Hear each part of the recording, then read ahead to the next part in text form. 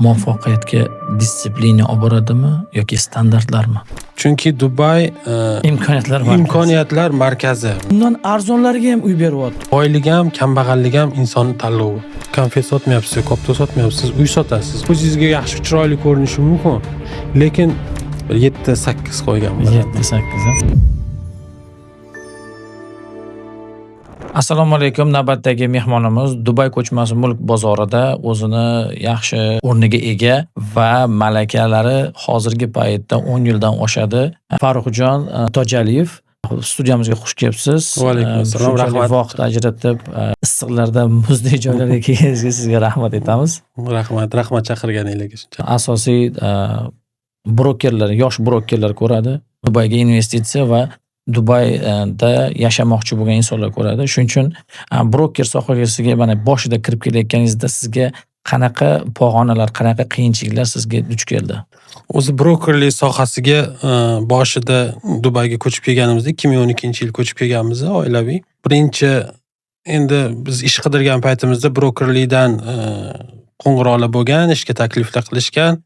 U paytda uncha qiziqish bo'lmagan. To'g'risini aytsam, brokerlikka qiziqish bo'lmagan. Boshida shu el qatori mana shu sotuvchilik, savdo sohasiga ishga kirganmiz. Keyin yillar o'tib o'sha sotuvchilik qilib yurgan paytimda bir inson bilan tanishib qolganmiz. Menga ish taklif qilib, birga ishlaylik degan, shu odam bilan ozgina ishlab boshqa qilib yurgan paytimizda u odam endi juda ham muvaffaqiyatga erishgan odam edi. Bir kunni to'satdan uy sotib oladigan bo'lib qolgan, bolalariga 3 ta uy olaman degan. Uylardan bittasini borsa 30 millionga uy olgan. 30 millionga uy olganda, keyin endi menga uncha katta pul tuyilgan, lekin men uncha hali yetib bormagan, uncha tushunmaganman nima bo'lyapti, nima qilishyapti. Keyin orada shu bo'ldi, broker keldi, broker hamma xat hujjat qilgandan keyin aytishdi, ish yaxshi ekan buni. Hozir o'zida bitta сделкаdan 1 million 200 dirham ishlab ketdi degandan keyin men biza sohani almashtirishimizga to'g'ri keladi degan fikr. Shundan keyin sohani alishtirishga qaror qildim. Odam endi baribir hayotingizda nimadir o'zgarish uchun обязательно bitta qaror qabul qilishingiz kerak bo'lar ekanda. Albatta. Shunda brokerlikni 2016-yilda boshlab kirib keldim brokerlik sohasiga. Juda ham yaxshi. Mana baribir bilamiz, bir sohaga kirishgan qanaqadir turtki bo'lar ekan.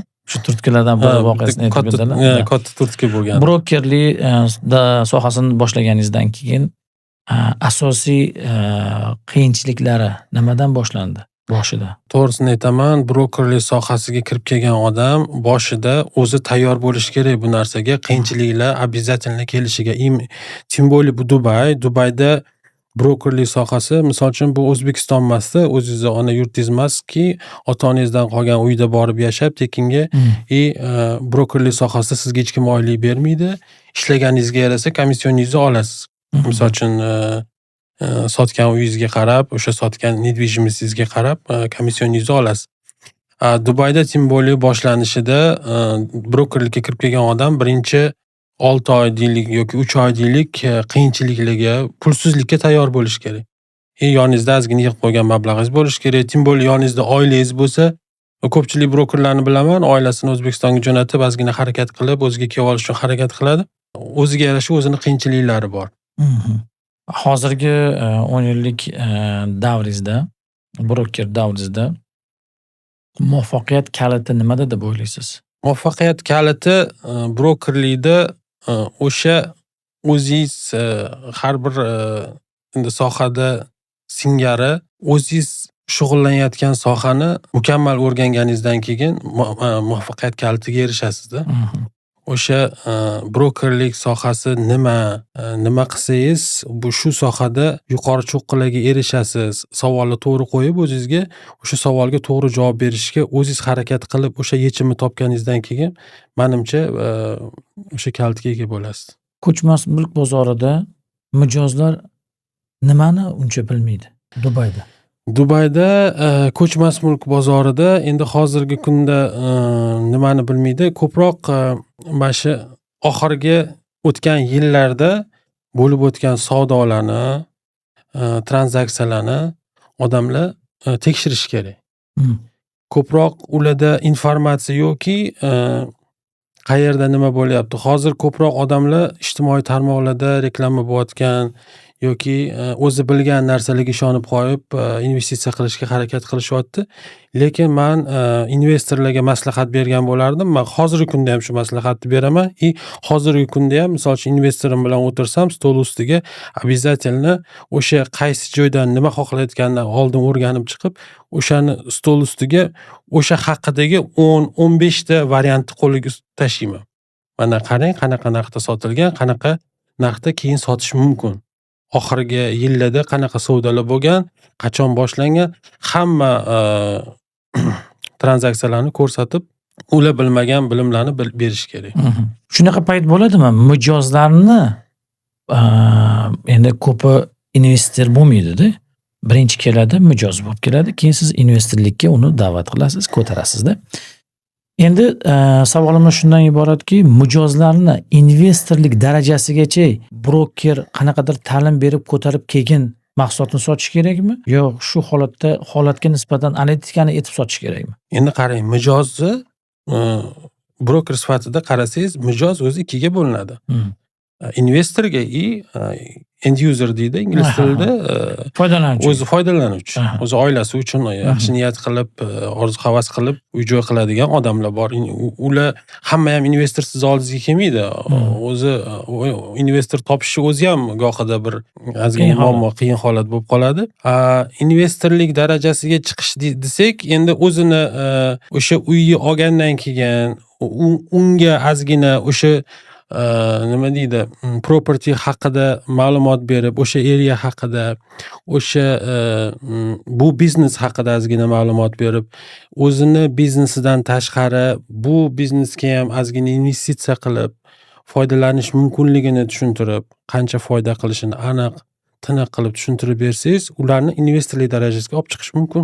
Brokerni haqiqati nima bo'ladi shunda?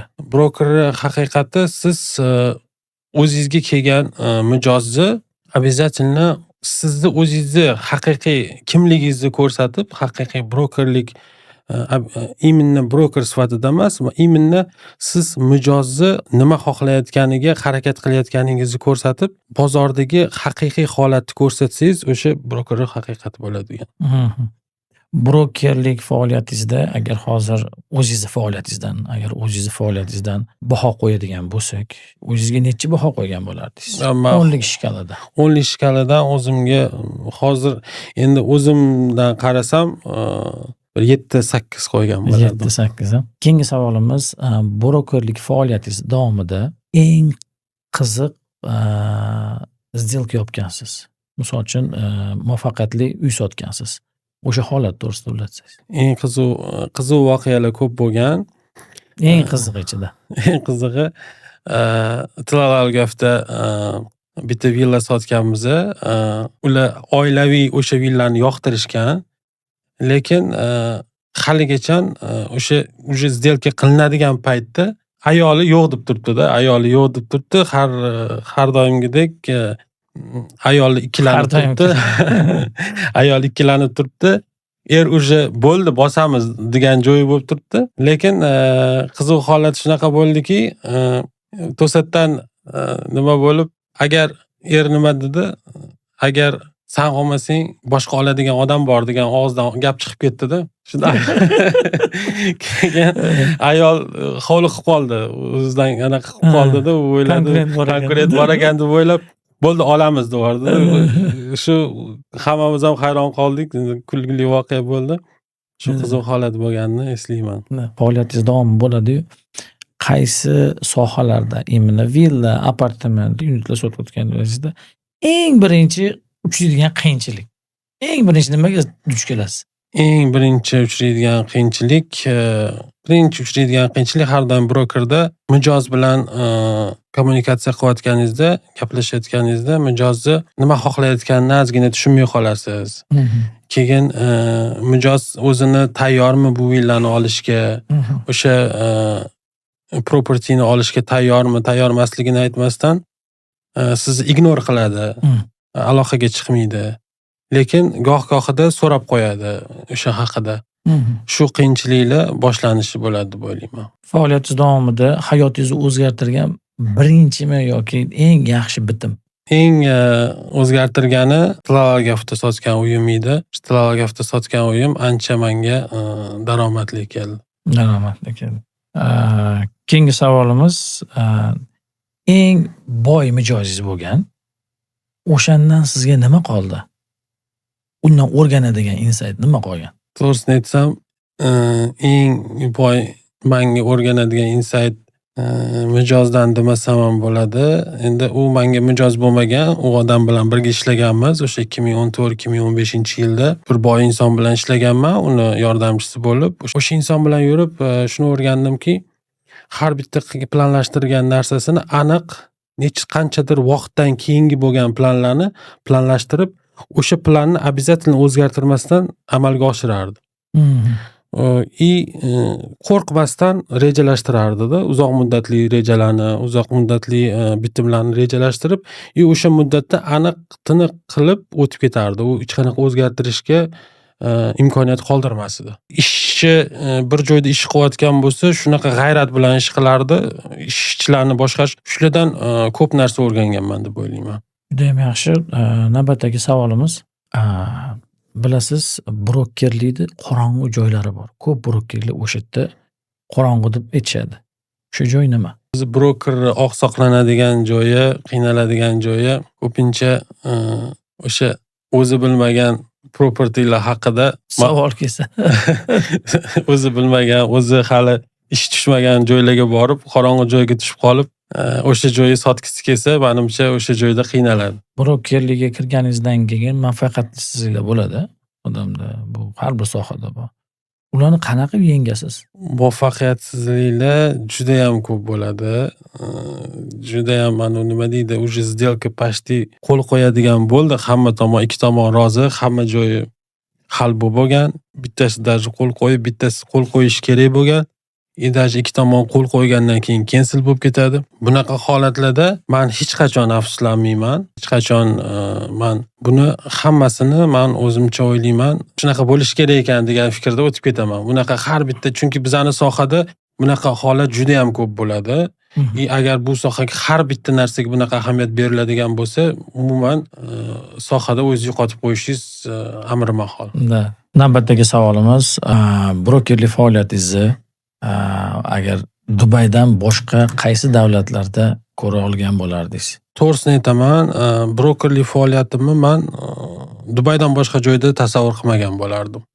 Chunki Dubay juda ham nima deydi, butun imkoniyatlar markazi. Bunday o'ylab qarasangiz, dunyo kartasini qarasangiz, Dubay juda ham kichkina bir shahar bo'lib ko'rinishi mumkin, lekin shahar ichida bo'layotgan imkoniyatlarni o'zingiz bu yerda yashab turib, his qilib, ko'rib, o'zi ishonch hosil qilganingizdan keyin men hozir boshqa joyda bu shaharni o'zgartirib, boshqa joyda brokerlik bilan shug'ullanaman degan fikr xayolingizga kelmaydi-da.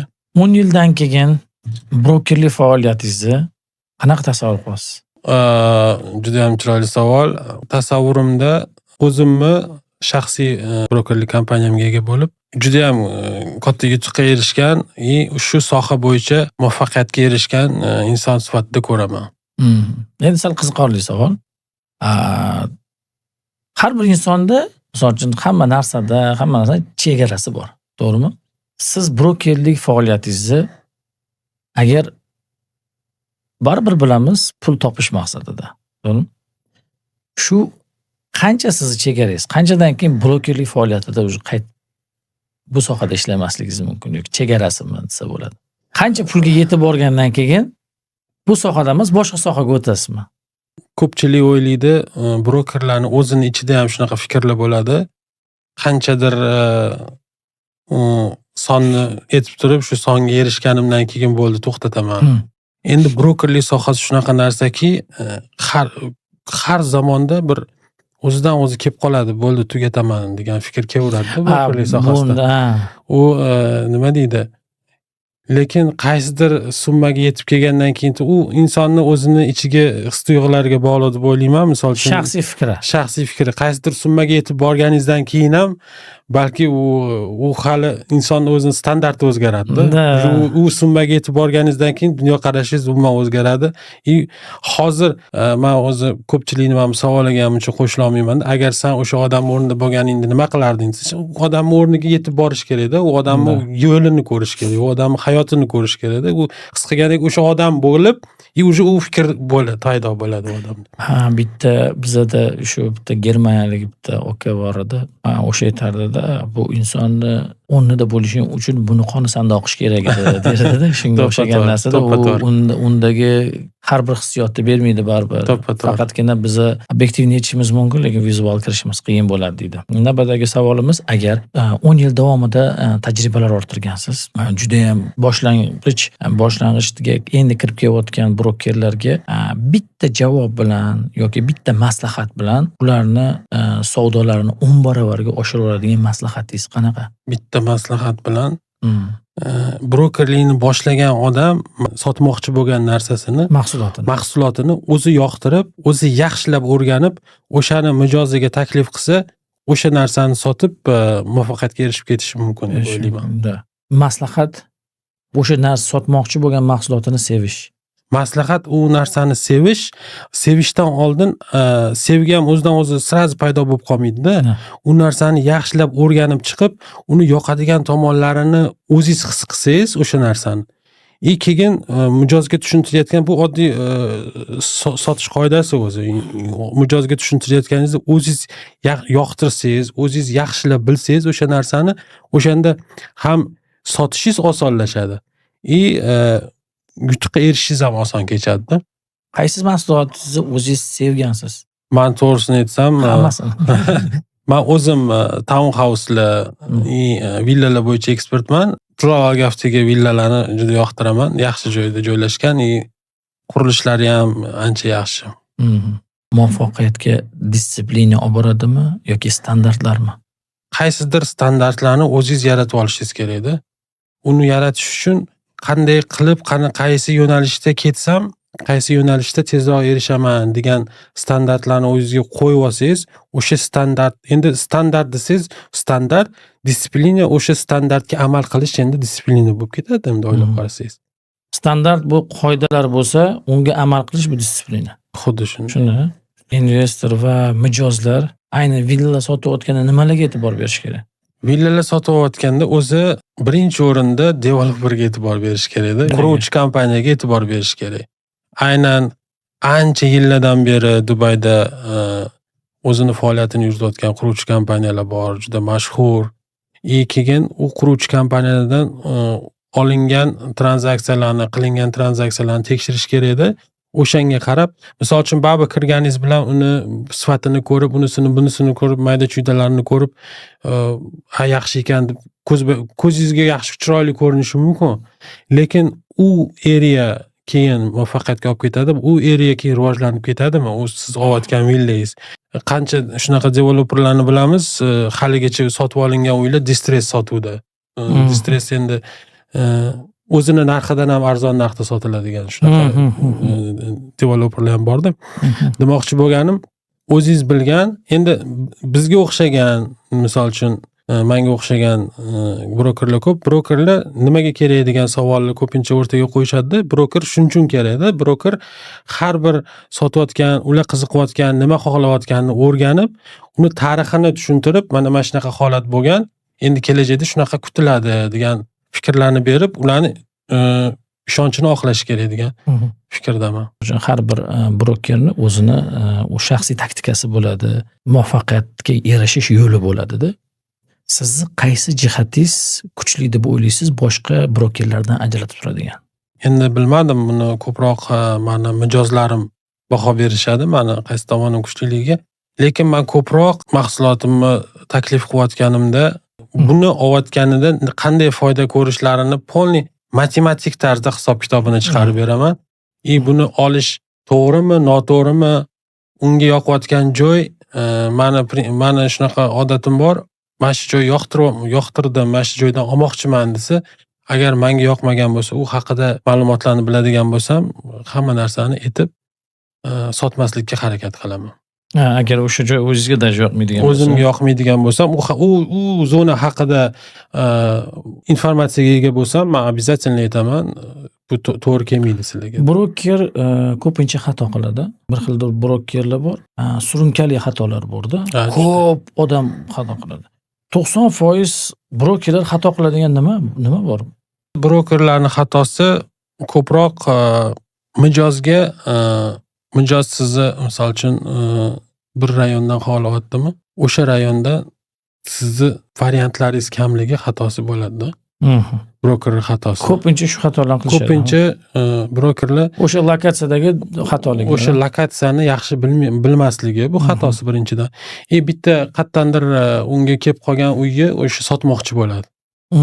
Lekin mijoz kelganda bitta o'sha uyni taklif qiladi, mijozga yoqmaydi, ketadi, bo'ldi, undan ketdi. Sizda u mijozga ko'rsatadigan boshqa variantlaringiz обязательно bo'lishi kerak. Mijozlardan kelgan savol. Dubayga kelib turib, brokerlarsiz o'zi ham uy sotib ola oladi. Mijozlarni o'zi ham albatta uy sotib ola oladi. Dubayga kelib. Developerlardan sotib olishi mumkin. Tayyor uylarni baribir menimcha brokerdan sotib oladi. Brokerdan sotib oladi tayyor uylarni. Shaxsiy brend qilishingizga qanaqa qaraysiz? Shaxsiy brend qilib rivojlantirishga sohangizni. Juda ham ijobiy qarayman. Shaxsiy brend qilishni men уже ancha yillardan beri o'ylayman. Odam o'zi shaxsiy brend deganda o'zi ismingizni shaxsiy brend qilasiz, yuzingizni, ko'rinishingizni shaxsiy brend qilasiz. Bilgan biladi, misol uchun.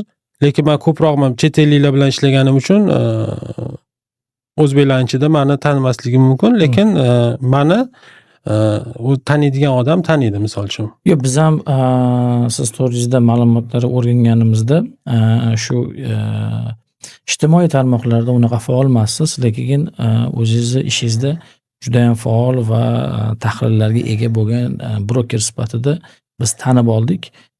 Bu narsa bilasiz, boshqa insonlarga nisbatan o'zini rivojlantirishda ko'proq qo'l keladi. Hozirgi paytda Instagram, TikTok sohasiga kirib borishi. Endi quyidagi savolimiz, Instagram, shu TikToklardan topilgan yoki yaxshi o'zini reklama qila olgan brokerlar haqiqatdan ham shu yoritayotgan kabi professionalmi? Endi men misol uchun bilgan brokerlarim bor, professionallari bor. Anaqada shu o'zini sohasida ancha yillardan beri, misol uchun mana o'zbeklar orasida ham hozir ommalashib ketgan bolalar bor. Ko'p Instagramlarda ko'ramiz. Shular ancha-muncha narsani biladi. Bozorni, qayerda nima borligini o'rgangan bolalar, o'zini sohasini biladiganlar ham bor. Lekin sohasini endi yangi kirib kelgan bolalar bor. Endi misol uchun hammani tushunsa bo'ladi. Misol Instagramga chiqqandan keyin chiroyli o'zini ko'rsatish kerak, sohani bilguvchi qilib ko'rsatish kerak. Lekin nima deydi? O'zi bilan gaplashganingizda keyin ozgina bilimini ko'rganingizdan keyin o'zingiz ishonch hosil qilaverasiz kimni qanaqaligini. Siz qanaqa qaraysiz? Broker maslahatchimi yo sotuvchimi? Broker maslahatchi. Maslahatchi. Broker mutaxassis bo'lish kerak o'zini sohasida. Siz konfet sotmayapsiz, kopto sotmayapsiz, uy sotasiz. Odamlarga yashash sharoit sotyapsiz. Ular qaysidir qanchadir payt o'sha joyda yashaydi. Investor bo'lsa ham, investor ham u uyni olgandan keyin uni qanchadir undan daromad ko'rish kerak. Shuning uchun siz u sohani mutaxassisi bo'lib aynan tiniq maslahat berishingiz kerak bo'ladi. Xato nima? Xato o'zingiz tushunmagan narsani qilish xato bo'lsa kerak. Boyligingiz nima hozirgi kunda? Meni boyligim hozirgi kunda alhamdulillah onam, bola chaqam yonimda, Xudoga shukr. Necha yildan beri nima deydi, juda qiyinchilik paytlarni ham ko'rganmiz Dubayda. Qancha yildan beri mana shu oilam bilan birga bo'lsam, shuncha yildan beri birgamizda. Qanaqa og'ir bo'lsa ham, yengil bo'lsa ham baxtim shunda deb o'ylayman. Va buni boylik deb o'ylaysiz. Buni boylik deb o'ylayman. Har kuni ertalab chiqib ketayotganda nimada motivatsiya olasiz? Ruhlanasiz. Har kuni ertalab chiqib ketayotganda, to'g'risini aytsam, qo'lni shimarib chiqib ketaman-da. Bu bolalarimni maktabidan bir kun ham qoldirmayman. Chunki endi biz yoshlikdan maktablarda kam bo'lib, uncha yaxshi o'qimaganmiz, boshqa bo'lgan, bizni paytimizda shunaqa bo'lgan, uncha seryozni qaralmagan. Deymanki, qayergadir borsang, baribir nimadir olib kelasan. O'sha yerga borib, nimadir olib kelasan. Bugun juma deydi, obedgacha o'qing, bormay qo'yaylik deydi-da ko'pincha. Juma kuni 12 gacha o'qishadi. Yo'q, juma kuni ham borishing kerak, o'tirasan o'sha yerda. 1 soat bo'lsa 1 soat o'tirasan, o'sha yerda nimadir olib kelasan. Men o'zimdan kelib chiqib bo'lmam, shuncha yildan beri ko'p bizneslar bilan shug'ullanganman. Brokerlik o'zim asosiy soham bo'lsa ham, qayerga borsam, qayer uchrashuv bo'lsa, o'sha yerdan nimadir olishga harakat qilaman. O'shuning uchun ertalab chiqib ketayotganimda yaxshi niyat qilib, bugun nimadir o'rganib kelishim kerak deb o'zimga maqsad qo'yib chiqib ketaman. Hozirgi kunda maqsad nimaligini aytib bera olasizmi? Maqsadsiz insonlar yo'lini qayerligini bilmaydigan insonlar. Mana brokerlik sohasiga kirganingizdan keyin maqsad bu nima bo'lgan? Aynan sizning individual maqsadingiz emas, o'sha broker sohasining maqsadi. Endi qarang, brokerlik sohasiga kirganingizdan keyin u prosta tak oddiygina broker bo'lib qolish bo'lmaganda, men maqsadim. Shu sohani tanladimmi, shu sohada top darajaga chiqaman degan fikr bilan yurganman shu paytgacha. Haligacha shu top darajaga, men topga qarab ketaman degan fikr bilan olg'a qadam boshlayman. Har doim shunaqa o'ylayman. Endi любой sohada ham o'sha sohani tanlading, o'sha sohani mutaxassisi bo'lmasangiz, u sohani nima deydi, u sohadan men deyishi kerak emasdi. Albatta oxiriga yetkazish kerak, u o'shani mukammal o'rganish kerak degan fikrdaman. Vaqt nima? Vaqt u eng nima deydi, aytmaydigan narsada vaqt. Vaqt shunaqa narsalar bo'ladi hayotingizda. U narsani qaytarish uchun hamma narsangizdan kechishingizga to'g'ri keladi, lekin bu qaytmaydigan narsa vaqt. Agar sizni 5 yil orqaga qaytarganda qaysi xatoni qilmagan bo'lardingiz? E'tiborsizlik qilmagan bo'lardim. Ko'p narsaga e'tiborsizlik qilib oddiy qaragan narsalarim bor. O'zim ham bilaman xatolarimni. Bu narsaga ko'proq diqqatimni jamlagan bo'lardim. Boylik bu mablag'i ko'p insonmi? Kambag'allik bu puli yo'q insonmi? Endi boylik qarang, inson qachonki boy bo'lib yashaysiz, boy bo'lsangiz ham halovat bo'lish kerak. Boylik o'zingiz xohlayotgan narsani yoningizdagi mablag'ingizni bilmadim endi 10%ga 10% sizni xohlayotgan narsangizni qoplayotgan bo'lsa, o'sha boy bo'lsangiz kerak deb o'ylayman. Kambag'allikchi? Kambag'al inson deganda nimani tushunasiz? Bu tanlovda. Tanlov. Boylik ham, kambag'allik ham insonning tanlovi. Misol uchun qaror qabul qilish. Bu men har doim farzandlarimga ham aytaman, bu seni futbolist bo'lishim kerak deydi, haftada 3 marta trenovkaga boradi, bu seni tanloving, futbolist bo'la olmasliging deb aytaman-da. Misol uchun demoqchiman, kambag'allik ham bu tanlov. Kambag'allik, men ham kambag'al bo'lib ketishim mumkin edi. Men ham O'zbekistonda yurganimda ozgina nimalar bo'lgan, shunaqa pastga qarab ketishim mumkin edi. Endi Dubayga kelib boyib qoldim demoqchi emasman. Prosta boylikni qaysidir nima deydi, qaysidir nimadirlar bo'ladi-da, miyangizga uradigan joyi bo'ladi. Bo'ldi deysiz, nafratlanaman bu kambag'allikdan degan fikr kelgandan keyin o'sha narsaga harakat qilish kerak. Fokuslashtiramizda, qarang, kambag'allik deganda inson to'g'ri tushunishi mumkin pul mavzusidan. Lekin kambag'al boylar bor-da. Bilasizmi? Kambag'al boylar bor. Buni biz nima deb ifodalaymiz? Dunyoqarashi, maqsadi, ichidagi motivatsiyasi boy bo'ladi. Lekin puli yo'q bo'lishi mumkin. Bu значит fokusi daromad orttirishga emas. Bu bilim yig'ishga bo'lgan bo'lishi mumkin. Lekin yana bir marta aytaman, agar siz insonlarga naf tegadigan joyga siz o'zingizni fokusingizni qaratmasangiz, sizda hech qanaqa mablag'li, misol uchun boylik kelishmasligi mumkin. Lekin sizni o'zingiz saviyangiz, bilimingiz boy bo'lishi mumkin. Shuni nazarda tutmoqchiman-da. Ko'pincha bilamiz, zo'r, mana oddiy misol qilaylik. Shunaqa men professorlarni bilaman. O'rta hol yashaydi. Bilimi agar gaplashib o'tiradigan bo'lsangiz, miyangizni qizdiradi-da, chunki bilimi juda ham kuchli. Har xil sohada. Men shunga ko'pincha aytamanki, fokusini mana misol uchun siz, men yo boshqa insonlar hammamiz daromad orttirishga fokusimizni qaratamiz va pulimiz ko'p bo'lgani biz boyligimiz deb o'ylaymiz-ku. Pulimizni yo'q bo'lishi bu kambag'allik. Bu o'zi noto'g'ri ta'limot ekanda. O'zi pul kelib ketishi mumkin, lekin biz fokusimizni interesiga qaratadigan bo'lsak, daromad olishimiz oson bo'lar ekan. Sizdan oldingi brokerimiz Mas'udjon aka qoldirgan savollari bor edi. Mijoz va investorga nima uchun broker kerak? Agar kerak bo'lsa, aynan qaysi jihatlarga e'tibor bersin? Brokerni o'zi umumiy qilib aytaman. Broker mana shu Dubayga qurilishiga ham asosiy sababchilardan biri broker bo'ladi. Broker juda ham o'zi bunday o'ylaganda, bu broker ekan degan fikrga ega bo'ladi. Bir xil broker nimaga kerak mijozga? Bir xilga mijozlar to'g'ri o'ziga yarasha o'zini olmoqchi bo'lgan narsasi bo'yicha polni bilimi bo'lishi mumkin.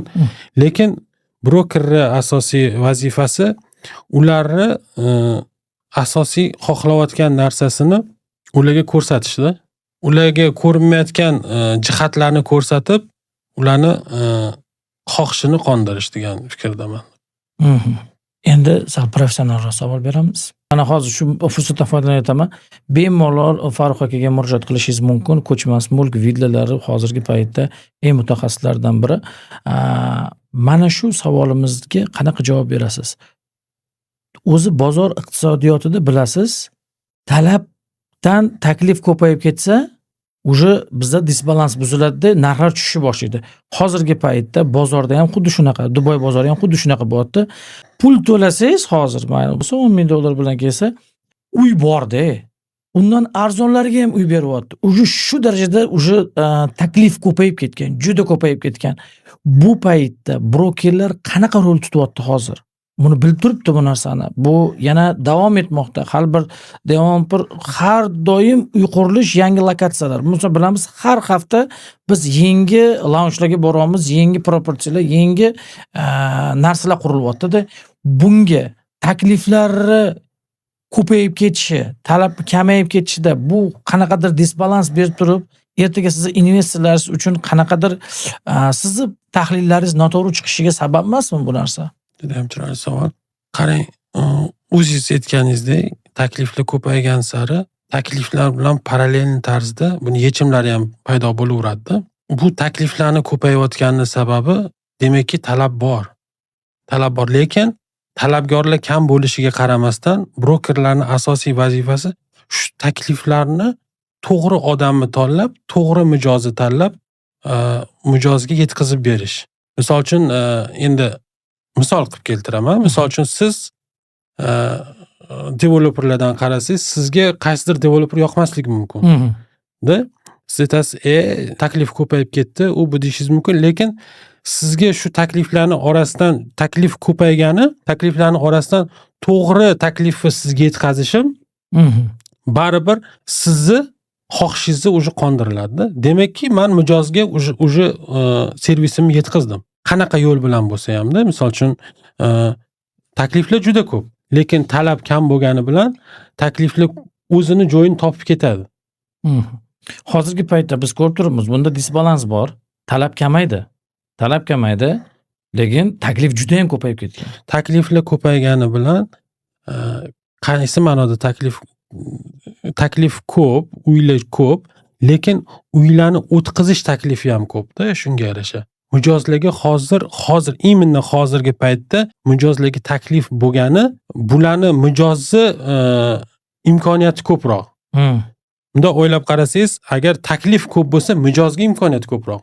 Albatta. Mijoz hozirgi kunda ko'proq ishtiyoq bo'lish kerak-da, o'sha takliflardan foydalanib qolish kerak-da hozirgi kunda. Tim bo'li sizga ko'p takliflar berilyaptimi? Demak, bundan foydalanish kerak-da. To'g'ri, lekin yana bitta savol keladi. Investorlar uchun bu xavf solmaydimi?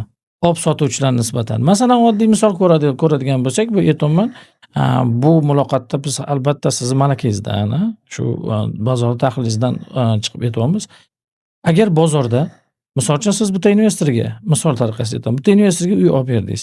Lekin developerda Bunaqa uylar hali borda. Sizni prognozsiz bo'yicha 1 yilda qanaqadir foyda olishimiz mumkin sifrada.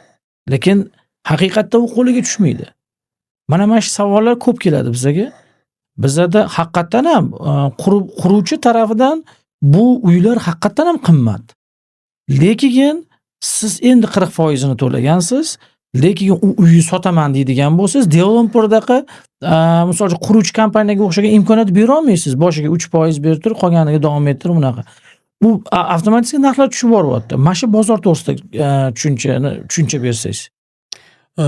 Dubay bozori shunaqaki, Dubay bozori yildan yilga narxlar oshib boradi. ROI deydi. ROI yildan yilga narxlar oshib boradi bu yoqda. Mana endi ko'p menda ham shunaqa savollar ko'p bo'ladi. Menga nisbatan ham o'zimni nimalarimdan, klientlarimdan 40% ni to'laydi, lekin o'sha yillar o'tgandan keyin uni imkoniyati har doim 20-30% ga oshadi. Endi to'g'ri aytishingiz mumkin, developerda takliflar ko'p, ularda stok ko'p deyishingiz mumkin, lekin sizni bu yerda broker vazifasi to'g'ri developer tanlab bu developerdan foydalanib qolishligini to'g'ri maslahat berish deb o'ylayman. Hozirgi paytda to'g'ri bu oluvchilar uchun zo'r imkoniyat. Lekin lokatsiyalarga nisbatan investitsiyalarni jalb qilish brokeri zo'r vaziyatda bu ham. Bu ko'p oluvchi investor va xarid qiluvchi foydalanuvchilarga nisbatan imkoniyatlar juda ham keng. Lekin men aytmoqchi bo'lgan narsalar, agar insonda alternativ ko'p bo'lsa, masalan bitta lokatsiyada 300 ta qurilayotgan bo'lsa, siz eng zo'rini tanlaysiz. Bu siz uchun eng zo'rini tanlaysiz. Lekin o'sha eng zo'ridan o'tda ro'parasi 20 ta 30 ta. Bu degani investor uchun 20 ta konkurent tug'ildi degani. To'g'rimi? Masalan, oddiy qaraydigan bo'lsak, shu Mercedes zdaniyasini ko'radigan bo'lsak, o'tda ham juda ham ko'p studiya sotildi. Juda ham ko'p studiyada sotilgan. Agar misol uchun olib sotib yuboradigan odamga narxlar juda ham hozirda ham o'sha o'sgan narxlari. Lekin unga nisbatan real qaraydigan bo'ladigan bo'lsak, bitta arendaga beradigan, prosta arendada o'tiradigan inson uchun bir kishiga menimcha 100 tadan ko'proq o'sha konkurent bor. Masalan, endi prosta apartamentlarni masalan qilib aytaman. Lekin bu konkurentlar to'g'ri dunyo bozorini jalb qilgan. Bu talablar ham hali juda ham oshib ketadi. Hali bu hozir issiq payt, sezon kelgandan keyin juda ham zo'r ketadi. Lekin o'sha paytdagi vaziyatdan investor va mijozlar qanday foydalanish kerak? Qaysi vaziyatdan? Hozir mana shu takliflar ko'payib ketgan vaziyatdan. Boyagisida aytdiki, bozorga qanaqa ta'sir qilyapti bu narsa? Hozirgisida bundan qanday foydalanish kerak? Endi qarang. Mana shu bozorchi bundoq uzoq muddatli bozorni tekshirib chiqadigan bo'lsak, qarab chiqadigan bo'lsak, mana qanchadir yil oldin Covid bo'ldi. Undan oldin bir 7-8 yil oldin 13-14da arab bahori bo'ldi. Undan oldin 2009da u ahvol bo'ldi. Mana 16-yillarda Yevropadagi ahvol. Har bitta u shkala nimaga o'xshaydi? Trading nimasiga o'xshaydi. Tushadi, chiqadi, tushadi. Lekin prognoz har doim tepaga qarab yuradi.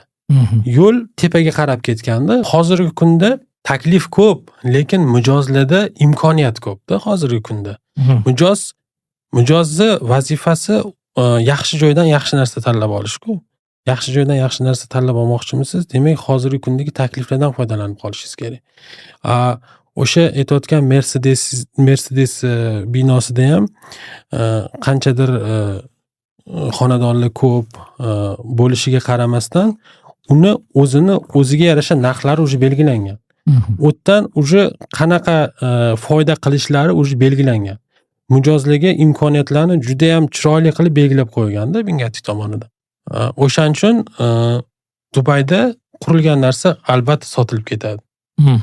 Lekin hozirgi vaziyatda, endi to'g'risini aytsam, mana kechagi kunda yengillik bo'ldi, siz eshitdingizmi yo'qmi? Ikkita klientim bor edi, narxi belgilab qo'yishgan. O'sha narxga uy topa olmayapmiz. Bo'lmasa u narxga undan ancha arzonga uylar bor edi. narxlar oshib ketdi mana dushanbadan boshlab o'sha narxlar oshishni boshladi. Chunki mana o'zgarishlar bo'ldi, yengilliklar bo'ldi. Hozir endi sekin-sekin yuqorilashib ketaveradi. Juda hamma sohada aka. Hamma sohada. Bu даже bilyapmiz hozir pullik yo'llargacha ko'rdingiz, o'sha to'rdan o'sha 625 gacha chiqib bordik o'sha. Da, bu albatta rivojlanayotgan davlatda bu parallelni ketish kerak. Parallelni ketadi. Bu narsaga men shunaqa oddiy narsa deb qarayman, sababi siz topishingiz ham shunga qarasha уже ko'payadi, sababi уже disbalansi to'g'rilanadi. Ko'rsatuvimizni nihoyasida sizga so'nggi savolimizni bermoqchimiz. Endi kelajakda o'sib kelayotgan brokerga qanday bir 3 ta 4 ta maslahat bersangiz? Yangi brokerlikni boshlagan odamlar ko'proq bilim olsin, o'rgansin. Agar off plan sotayotgan bo'lsa, o'sha bitta developerga fokusini qaratsin. O'sha developerni o'rgansin. Yoki boshqa developerlarni ham o'rganmoqchi bo'lsa, ko'proq bilim olish kerak-da. Brokerni sotadigan produkti bu uy-joy bo'ladi har doim. Ko'chmas mulk shu ko'proq bilimni olish kerak bo'ladi degan fikr bergan bo'lardim. Sizni farzandlaringiz sizni ortingizdan ketishini xohlarmidingiz? Bu sohada boshlashini xohlagan bo'lardim, lekin ko'ramizda endi ularning o'zini tanlovi bo'ladi. Tanlovini qo'llab-quvvatlaysiz. Tanlovini qo'llab-quvvatlayman. Bitta savol podkastimizning bu soni ham o'z nihoyasiga yetdi. Keyingi podkastimizda keladigan brokerimizga sizdan bitta savolni qoldirishingiz kerak va albatta ularga yetkazamiz. Dubai Travels kompaniyasidan biz homiymiz. Sizni farzandlaringiz uchun Green Planet degan joy bor, Cityworkda. O'shanga maxsus sovg'amiz bor.